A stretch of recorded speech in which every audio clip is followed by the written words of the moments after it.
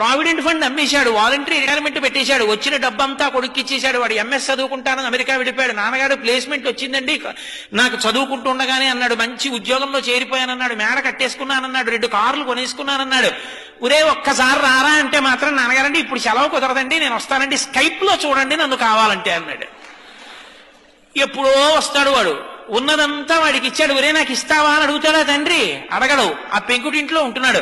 నాన్నగారండి విమానం అంత కారు కొనుక్కున్నాను ఫోటో పంపించాడు.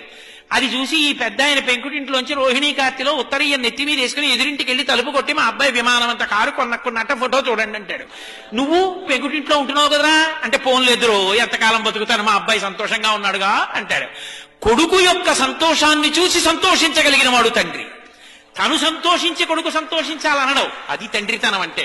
తండ్రి కష్టపడి పెంచి పెద్ద చేసినంత కాలం తండ్రి దగ్గర అనుభవించి ఆఖరణ తండ్రిని తీసుకెళ్లి వృద్ధాశ్రమంలో చేర్చి పెద్దవాడైపోయినటువంటి తండ్రి కొడుకు వచ్చి పక్కన కూర్చుంటే చాలు, కొడుకుతో కలిసి తిరుగుతున్న తండ్రిని చూసి నా మనవలు కూడా నాతో ఇలా ఆడుకుంటే బావుణ్ణు, నా కొడుకు కూడా ఇలా పడుకునే ముందు నా పక్క మీద కూర్చుంటే బావుణ్ణు, నన్ను చేయి పట్టుకుని దేవాలయానికి తీసుకెడితే బావుణ్ణు, సీతారామ కళ్యాణం అవుతుంటే నాన్నగారండి తీసుకెళ్లి కారులో దింపితే బావుండంటే, ఖాళీ లేదని ఏడాదికోసారి జైల్లోంచి బెయిల్ మీద వచ్చిన వాళ్ళ ఎప్పుడో అమెరికా నుంచి సంవత్సరానికి ఓసారి 20 రోజులు వచ్చి వెళ్ళిపోయి పిల్లలకి ఇంగ్లీష్ అలవాటు అయిపోతే నాయనమ్మ వాడికో జంతికలు చేసి పెడదామని వాడితో మాట్లాడదామని దగ్గరికి వెడితే మనవలు ఇంగ్లీష్లో మాట్లాడుతుంటే మాట్లాడడం చేత కాని నాన్నమ్మ మౌనంగా వాళ్ళ కోసం ఏడుస్తుంటే, తండ్రి చచ్చిపోయిన తర్వాత పాచి పీనుగు 3 రోజులు మంచు ముక్కల్లో నానిపోయిన తర్వాత వచ్చి అంచేష్టి సంస్కారం చేసిన కొడుకు ఒక కొడుక,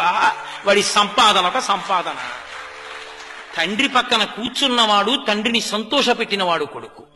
విదేశాలు వెళ్ళొద్దంటలేదు, ఉద్యోగాలు చెయ్యొద్దంటలేదు, కానీ తల్లిదండ్రులు పెద్దవాళ్ళు అయిపోయిన తర్వాత వాళ్ళ సంతోషాన్ని తీర్చడం కూడా కొడుకుల కర్తవ్యం. కొడుకు లాంటి వాళ్ళు చాలా మంది ఉండొచ్చు, కూతురు లాంటి వాళ్ళు చాలా మంది ఉండొచ్చు, కానీ కన్న కడుపున పుట్టిన కొడుకు కొడుకి. వాడికి ఆ కర్తవ్యం లేనప్పుడు వాడికన్నా ఇంట పెరుగుతున్న పెంపుడు కుక్క మీద.